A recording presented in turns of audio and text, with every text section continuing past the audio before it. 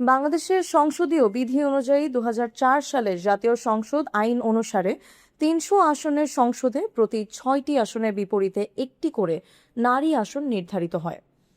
এই হিসাব অনুযায়ী ত্রয়োদশ জাতীয় সংসদের সংরক্ষিত 50টি নারী আসনের মধ্যে বিএনপির নেতৃত্বাধীন জোট পাবে 36টি আসন। সোমবার এসব আসনের জন্য 36 জন প্রার্থীর নাম ঘোষণা করেছে বিএনপি।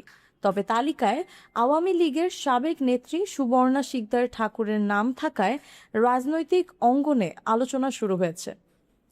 তিনি দাবি করেছেন, দীর্ঘদিন সক্রিয় রাজনীতিতে না থাকলেও তার অনুমতি ছাড়াই আওয়ামী লীগের কমিটিতে তার নাম রাখা হয়েছিল। এদিকে জামায়াত ও এনসিপির 13 আসন ও স্বতন্ত্রের জন্য একটি আসন বরাদ্দ রয়েছে।